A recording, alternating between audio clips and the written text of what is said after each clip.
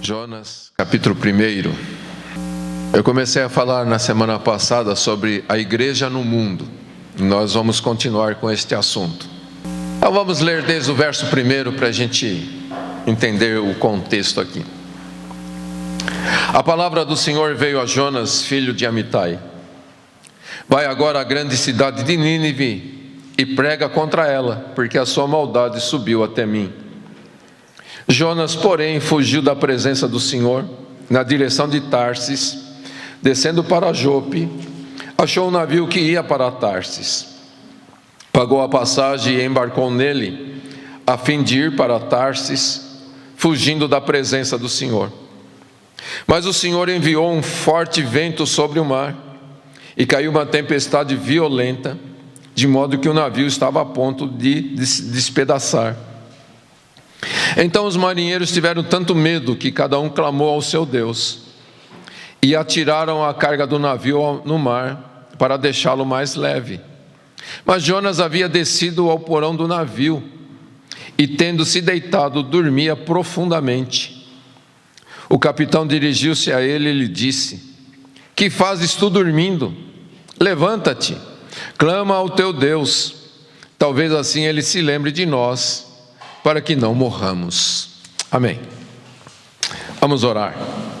Pai querido, em nome do Senhor Jesus, nós lemos a Tua palavra e pedimos que o Teu Santo Espírito fale conosco, que o Teu Espírito torne a Tua palavra viva em nossos corações, que o Teu Espírito trabalhe o nosso homem interior para transformar, para aperfeiçoar, para nos tornar mais semelhantes ao Teu Filho Jesus Cristo. Realiza a Tua obra em nossas vidas e glorifica o Teu santo nome. E nós oramos em nome do Senhor Jesus. Amém. Muito bem, queridos, nós então vimos na semana passada que a tendência natural do homem é se lembrar de Deus somente nas horas difíceis, né? E nessas horas cada um, como diz o texto, clama ao seu Deus. E como nós estudamos, os homens não conhecem o verdadeiro Deus, então fazem muitos deuses. Nos lembramos lá de Atos, quando eles fizeram tantos altares a tantos deuses, e com medo de ter esquecido algum, fizeram um altar ao Deus desconhecido. Então, os homens jogam para todos os lados na tentativa de alcançar a Deus, porque eles não conhecem o verdadeiro Deus. E eles têm um outro problema, que é que eles não sabem orar. E por que eles não conhecem a Deus? Porque eles não sabem orar? Porque eles têm desprezado o conhecimento das Escrituras, que vem através do Espírito Santo de Deus. E nós vimos que a verdadeira fé, ela não é algo que surge no meio do medo. A oração que alcança a Deus não é algo que nós fazemos no meio do medo. Mas a verdadeira fé, a verdadeira oração, ela surge diariamente do nosso relacionamento amoroso com este Deus que nós conhecemos pela revelação do Espírito Santo através das Escrituras. E então, porque nós conhecemos a Deus, nós aprendemos a confiar em Deus. E nós vimos também que esses marinheiros fizeram suas orações, mas eles também fizeram algo mais, que eles agiram, quando eles começaram a jogar a carga do navio no mar para deixá-lo mais leve. E esta atitude então nos ensina que nós devemos sempre combinar nossas orações com as ações que o Espírito Santo de Deus nos ensina. Não adianta a gente orar se a gente não está disposto a obedecer a Deus, se a gente não está disposto a seguir os princípios da palavra de Deus. Então, essa atitude dos marinheiros nos ensina que nós devemos sempre combinar a nossa oração com a ação de praticar os princípios da palavra de Deus. Nós falamos ainda da grande tolice, que é acumular riquezas materiais à busca de um prazer passageiro, enquanto nós dedicamos tão pouco tempo e tão pouco esforço para as questões eternas da nossa alma. nós vimos que a raiz do problema, aqui não era o peso que estava naquele navio, o problema não era a violência da tempestade, porque os homens naturais sempre pensam assim, em soluções mais evidentes daquilo que ele vê que está acontecendo. Mas nós vimos que o verdadeiro problema neste navio era o pecado que estava escondido ali no porão do navio. E semelhantemente, os problemas da humanidade resultam da culpa e da miséria do pecado que tem afastado o homem da presença de Deus.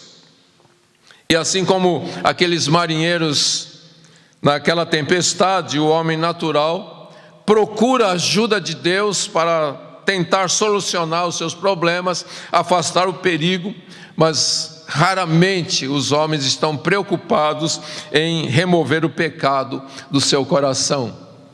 E nós vimos a exortação do escritor aos Hebreus, lá no capítulo 12, verso 1, que diz: portanto também nós, visto que temos a rodear-nos tão grande nuvem de testemunhas, livremo-nos de todo o peso e do pecado que tão firmemente se apega a nós, e corramos com perseverança a carreira que nos está proposta.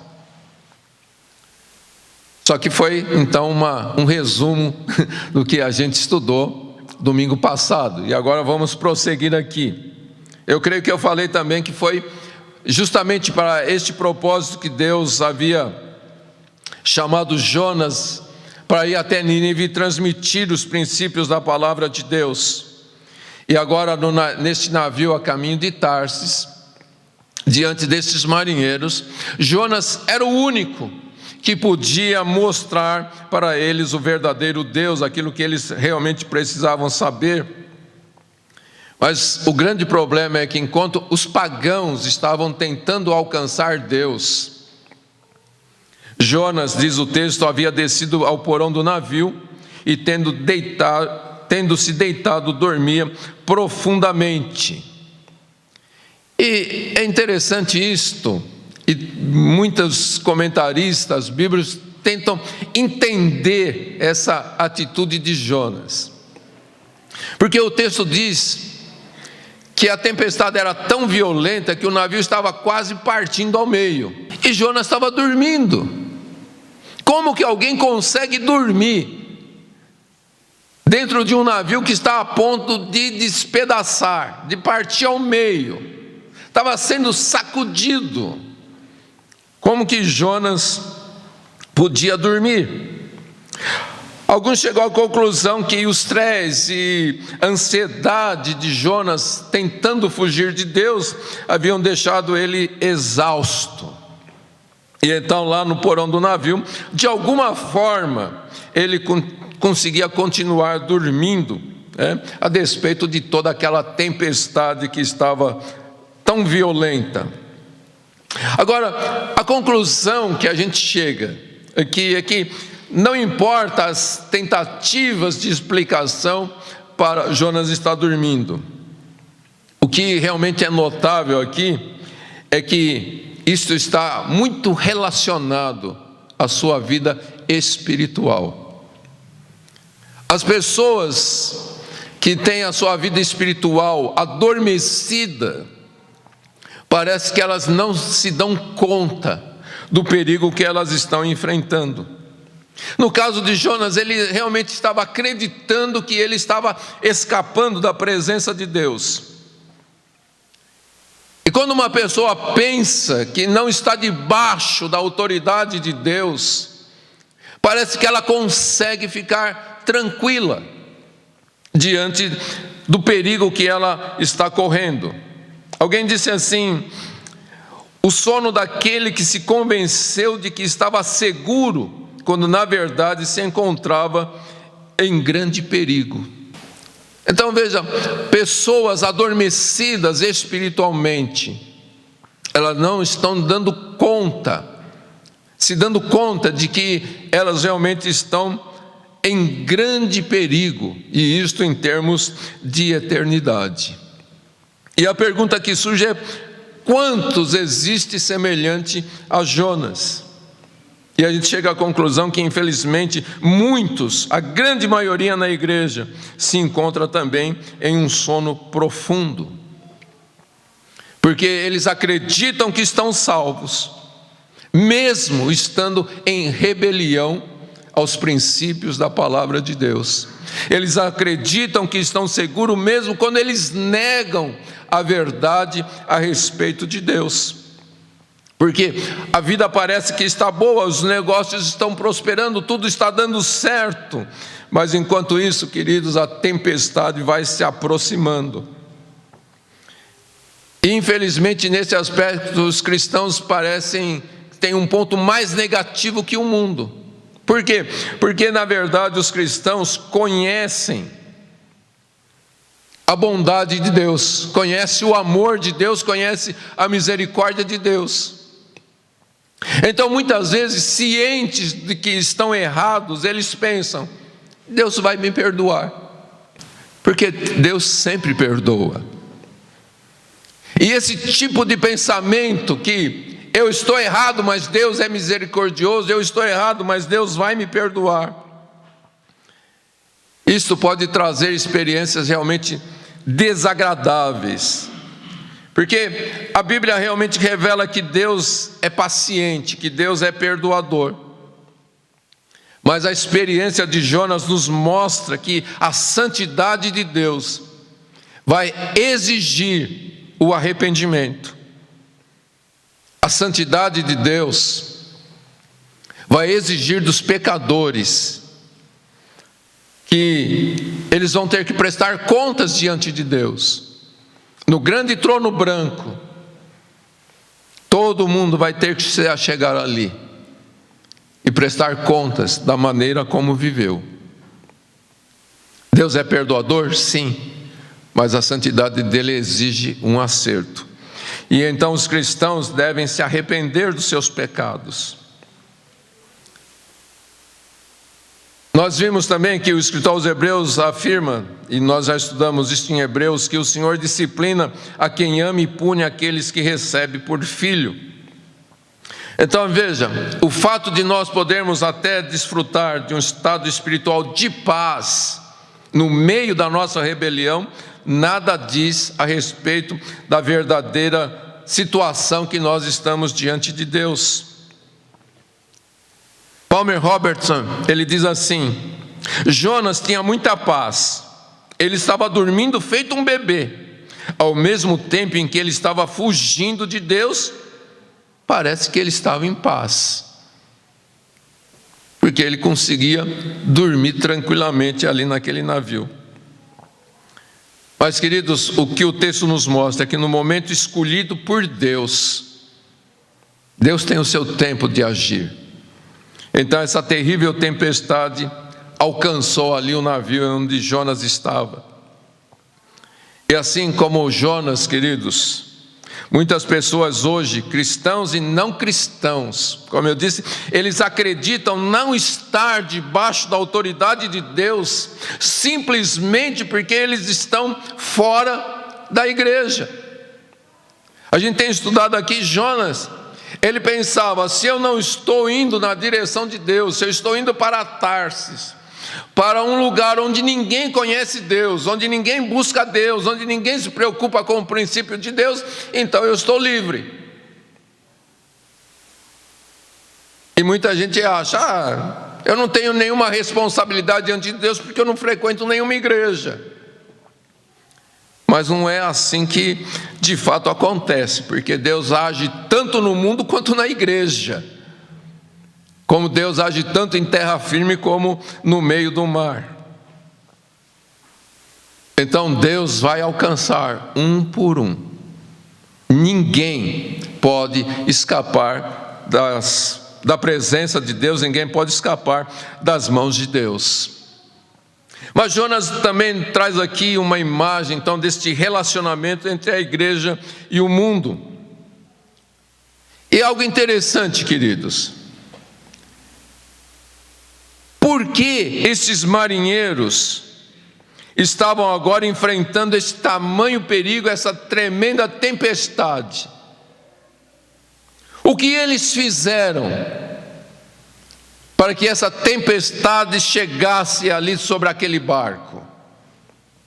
E a resposta: nada. Eles estavam sofrendo a consequência não dos seus pecados, eles estavam sofrendo a consequência dos pecados de Jonas.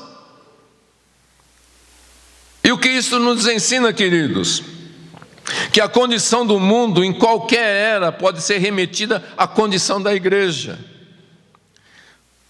Quando a igreja está cumprindo o seu papel de ser sal, de ser luz sobre este mundo, quando a igreja está ativa, exercendo suas obrigações de santidade, quando a igreja tem uma vida de oração, quando a igreja tem um testemunho eficaz a respeito do Evangelho, as coisas no mundo vão correndo bem também. Quando a gente olha para os grandes avanços que nós temos na nossa sociedade, se nós estudarmos a igreja, a história da igreja junto com a história da sociedade, nós vamos ver que a sociedade progrediu naquele tempo em que a igreja vivia em avivamento. Quando a igreja vivia em santidade, isso refletia no mundo secular, e o mundo secular então podia prosperar. Sempre que os cristãos marcaram a terra, então isso trouxe uma melhora em termos de paz para toda a sociedade, em termos de prosperidade e bem-estar. Mas, por outro lado, a história também nos mostra que a negligência do povo de Deus com a palavra de Deus, quando o povo de Deus abandonou a sua lealdade a Cristo, então nuvens de escuridão e tempestade vieram sobre a terra. Infelizmente, queridos, nós estamos vivendo numa época que já há décadas, a igreja tem demonstrado um declínio espiritual, e os resultados estão aí. Mal sai de uma pandemia, começa a surgir outras, e as pessoas estão se perguntando o que mais vai chegar. Veja como o mundo vai caminhando para grandes tempestades. E nós vemos isto como resultado do declínio espiritual da igreja. Quando nós olhamos, e a maior parte da igreja está preocupada com milagres, com curas, com prosperidade, com riquezas deste mundo, e não está preocupado com as riquezas espirituais. Quando nós vemos reuniões de culto de prosperidade lotada com milhares de pessoas, e nós vemos reuniões de oração com meia dúzia de pessoas, quando tem meia dúzia de pessoas. Quando nós vemos que reuniões de estudo bíblico é tão pouco frequentada. Você pode fazer uma pesquisa no YouTube e você vai ver que as mensagens que falam de prosperidade tem sempre acima de 100 mil visualizações. E as mensagens que falam de santidade não passa de 10 visualização. E é esse declínio espiritual que está trazendo essas tempestades para este mundo que nós vivemos. Assim como a fuga de Jonas, o declínio espiritual começa com a rejeição da palavra de Deus. O texto diz aqui: a palavra do Senhor veio a Jonas, mas Jonas rejeitou a palavra do Senhor. E aqui começou o seu declínio espiritual. Toda rejeição à palavra de Deus traz o declínio espiritual. E assim como Jonas ali no navio rumo a Tarsis, muitos cristãos estão se desviando da doutrina.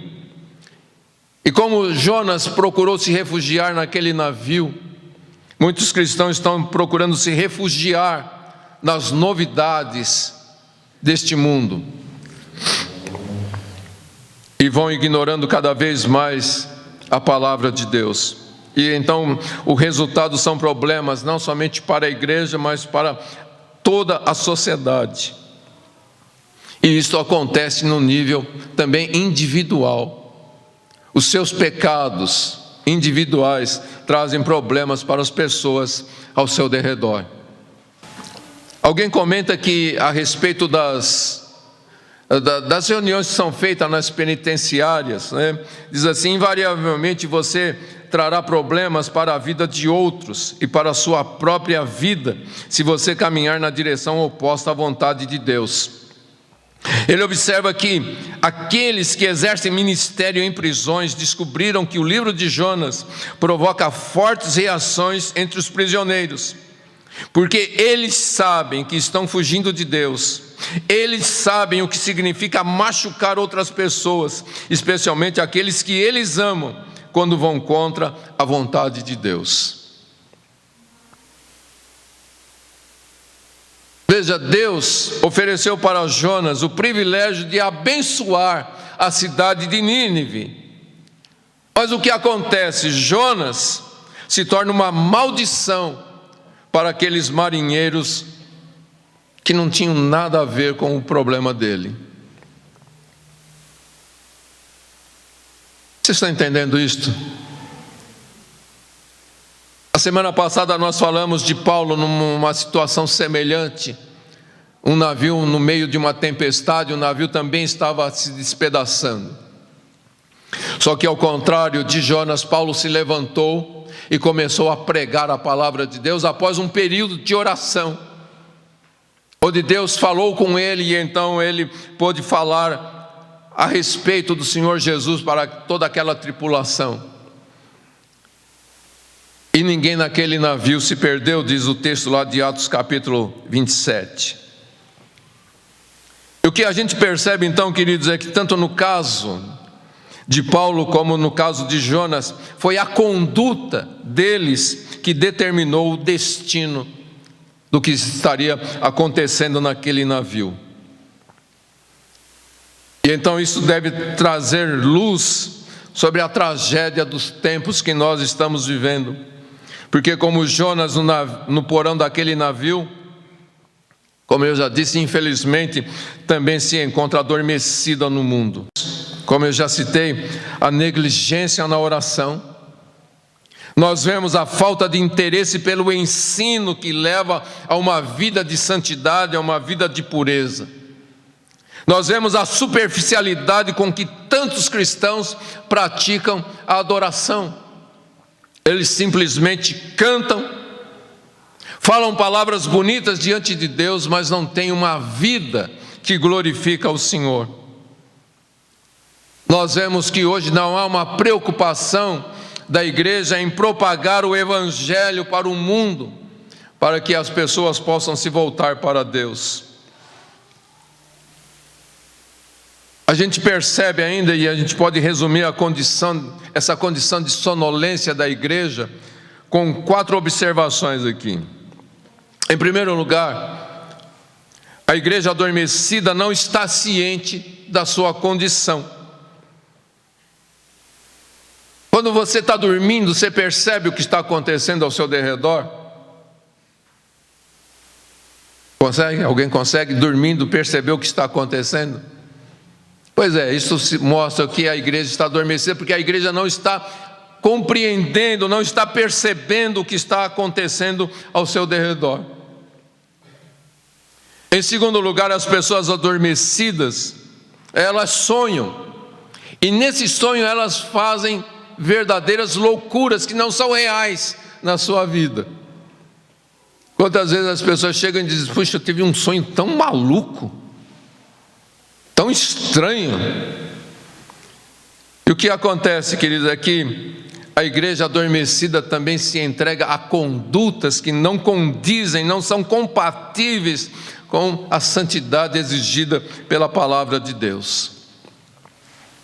Em terceiro lugar, a gente percebe que pessoas adormecidas não gostam de despertador.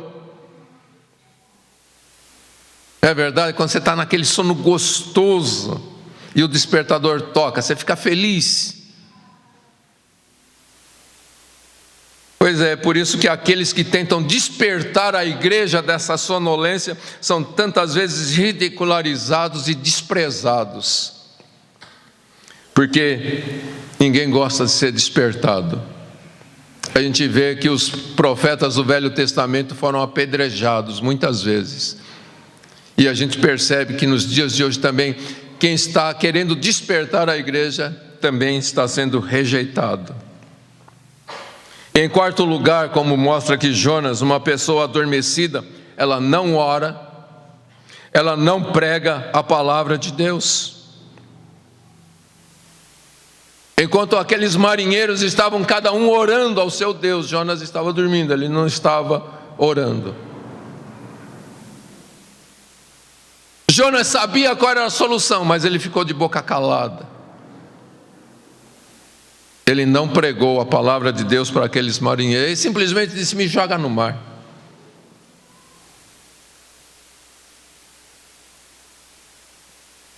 A gente chega à conclusão que, queridos, que a falta de oração é um sinal específico de uma igreja adormecida.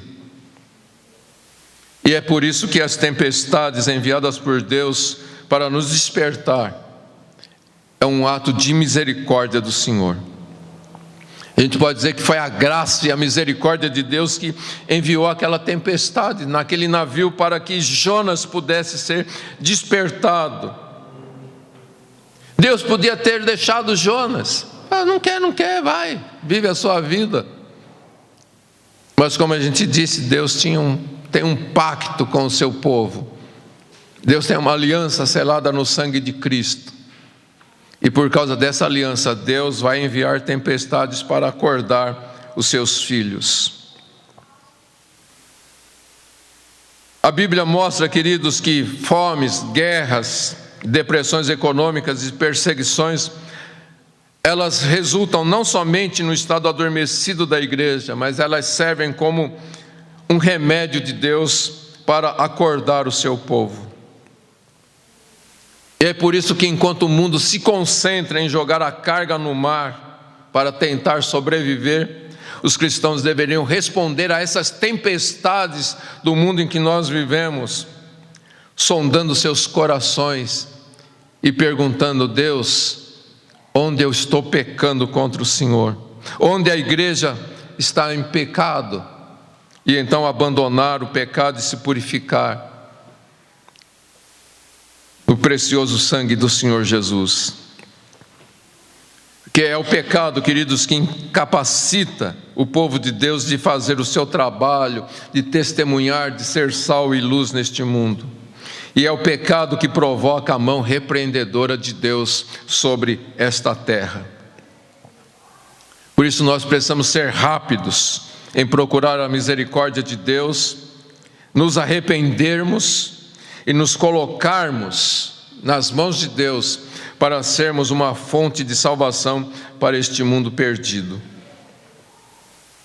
Queridos, o mundo ao nosso derredor está clamando por uma ação da igreja.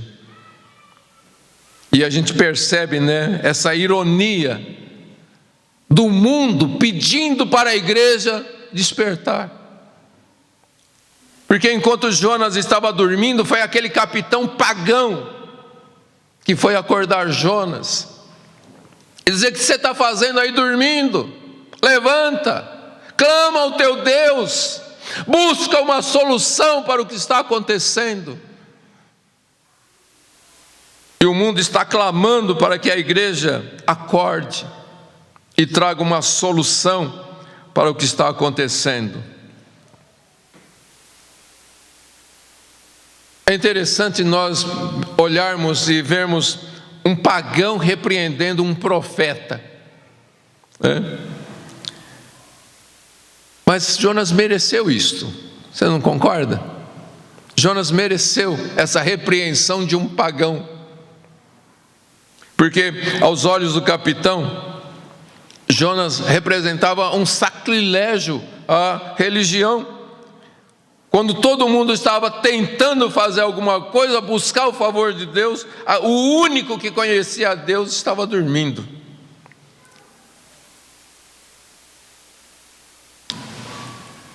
Hugh Martin, ele diz assim: mas o que o mundo deve acreditar que você é, senão aquilo que você aparenta ser? Agora, é interessante porque quando o mundo nos cobra, a gente acha que o povo do mundo está sendo malicioso com a igreja. Quando o povo começa a criticar a igreja, e a gente vê nos dias de hoje muita crítica do mundo contra a igreja, a gente acha que é a malícia do mundo, quando na verdade, queridos, o mundo está assustado com a condição, com a conduta daqueles que se dizem cristãos, daqueles que se dizem conhecer a Deus. Então a conclusão que a gente chega é que a igreja está merecendo essa repreensão que o mundo está fazendo contra a igreja, porque a igreja não está mostrando a santidade de Deus. Eu não estou falando a respeito de perseguição, porque se você olhar para o livro de Atos, a igreja foi terrivelmente perseguida. Mas apesar de toda a perseguição, o povo tinha respeito pela igreja. Eles não queriam a igreja, mas eles respeitavam. E a maior crítica que eles podiam fazer para os cristãos era: eles são cristãos, eles se parecem com aquele que nós matamos. Essa era a maior crítica que a igreja podia receber. Eles são um povo diferente, eles são um povo que se preocupa com as pessoas. Essa era a crítica que a igreja recebia. Mas a igreja sempre foi respeitada. Eu lembro que uma vez, no início da nossa comunidade, eu tinha feito a placa para pôr na igreja, mas eu estava esperando sair o CADAM, que era a autorização da prefeitura para usar a placa. E eu encontrei com um fiscal da prefeitura, justamente um fiscal do CADAM. Comecei a conversar com ele, falei: eu tenho a placa, mas eu ainda não pus, porque ainda não saiu o CADAM. E ele falou: não precisa se preocupar não, põe a placa lá. Eu falei: e se eu for multar? Ele falou: de jeito nenhum, a gente não multa igreja não. A gente vai multar a igreja, a gente vai ser castigado por Deus? Não, com a igreja a gente não mexe.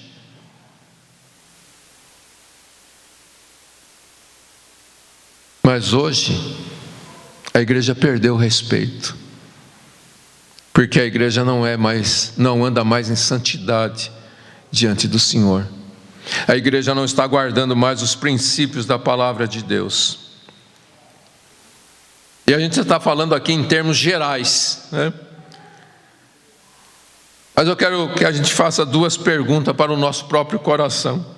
A minha presença no mundo incentiva a paz e o bem-estar? A minha presença no mundo leva as pessoas a pensarem em Deus? Aqueles que são chamados pelo nome de Cristo estão vivendo de forma consistente com o credo que confessam? Eu estou vivendo de uma forma consistente com o credo que eu confesso? Martin, ele diz assim: o mundo tem todo o direito de esperar isso de nós. E ele pergunta: estamos permitindo muitas vezes que uma oportunidade valiosa passe sem a aproveitarmos? Vocês estão tendo cuidado, irmãos crentes, em tempos de provação, adversidade, pobreza, ansiedade ou luto, de mostrar ao mundo como a graça de Deus, como a fé em Jesus Cristo, como a comunhão com o Espírito Santo podem bastar para manter sua alma em perfeita paz e perfeita paciência?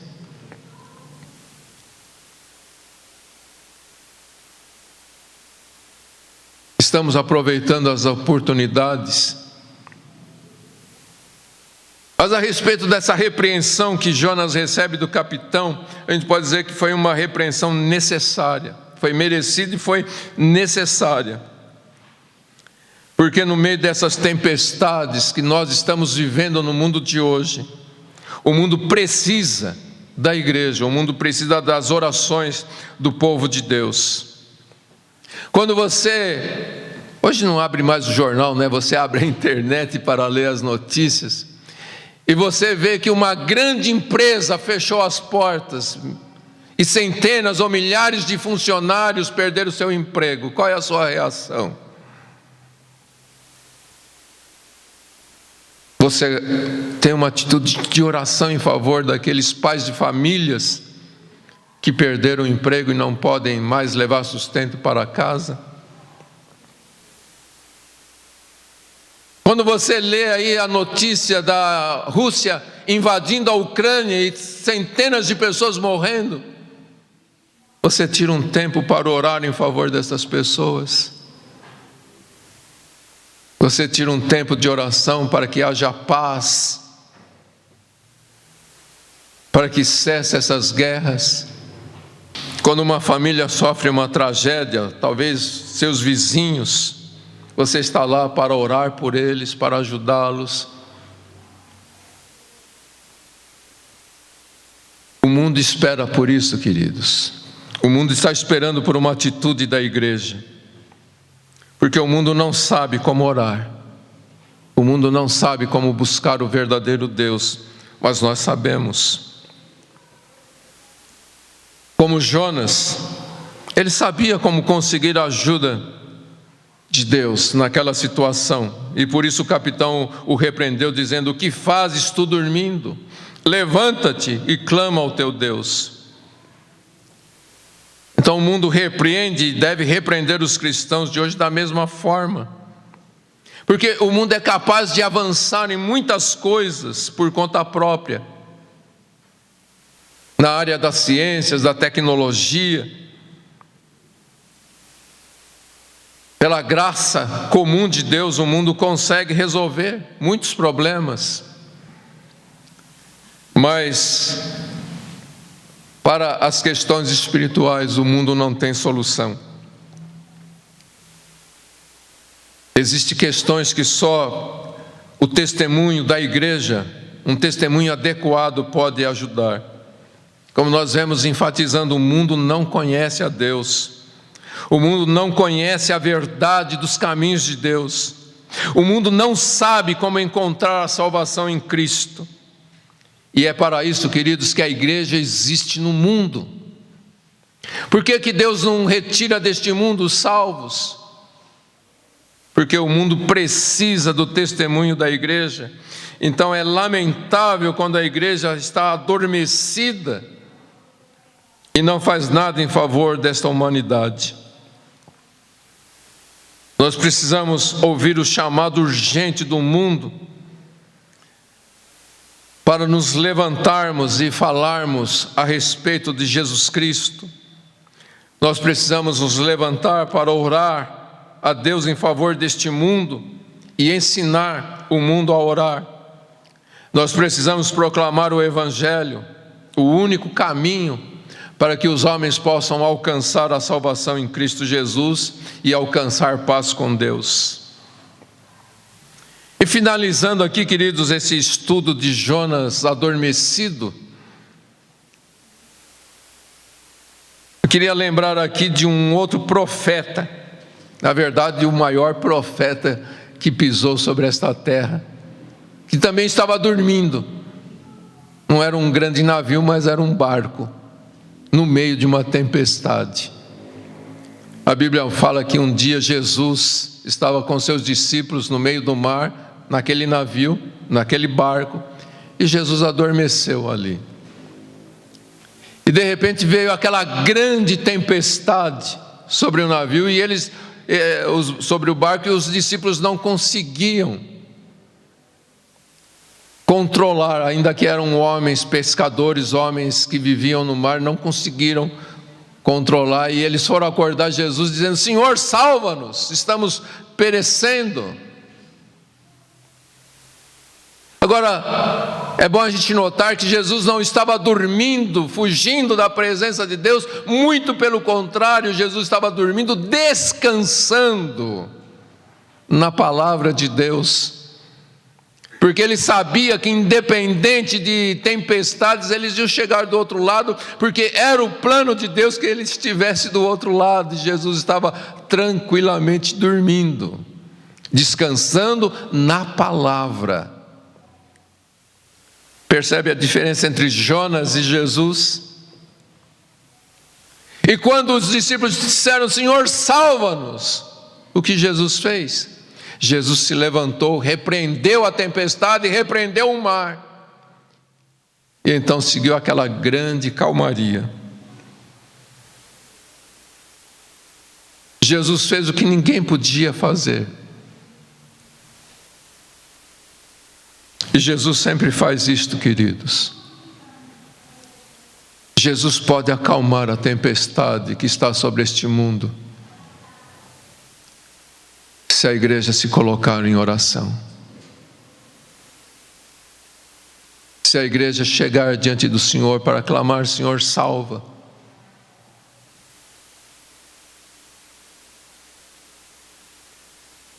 Jesus é o Senhor sobre todas as coisas.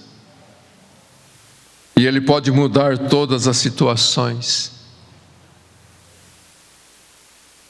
Lá na cruz do Calvário, Jesus morreu, derramou seu sangue para nos purificar de todo pecado e para fazer cessar o pecado. João Batista, quando viu Jesus, diz: Eis o Cordeiro de Deus que tira o pecado do mundo. Jesus pode tirar o pecado do nosso coração, se nós assim o desejarmos. Eu já contei para vocês a história daquele pastor que por anos ele fumava e ele não conseguia parar com o vício do cigarro. E um dia era o aniversário da igreja e ele convidou o vizinho da igreja para ir, ou o vizinho dele, não lembro direito, para ir ao culto. Um vizinho que era incrédulo, e o vizinho foi. E naquela noite o pastor pregou, um outro pastor convidado pregou, aquele homem foi para se render a Jesus, e naquele mesmo dia ele foi salvo e abandonou o vício. E o pastor, inconformado, foi diante de Deus para dizer: Deus, há anos eu venho pedindo para ser liberto e o Senhor não me liberta. Este homem chegou hoje e já foi liberto. E Deus falou: eu não posso te libertar daquilo que você ama. Você gosta do vício, como que eu posso te libertar?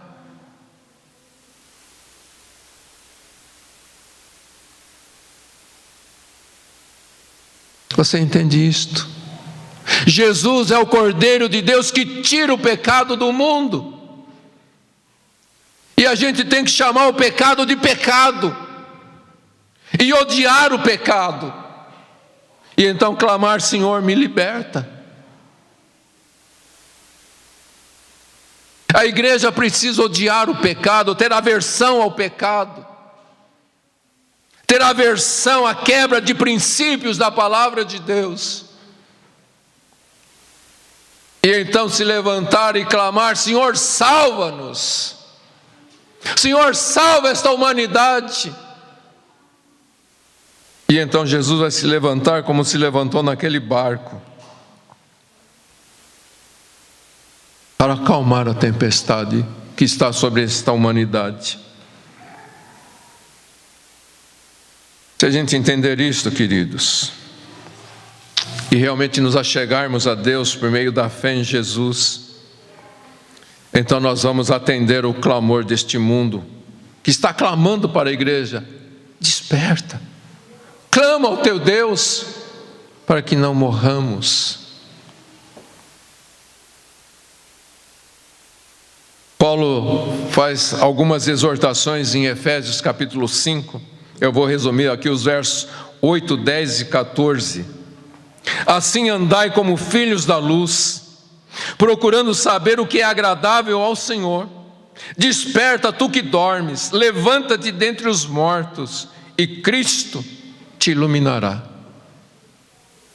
Queridos, que nós possamos ser ativos na oração, na adoração e no serviço e no testemunho da graça de nosso Senhor Jesus Cristo.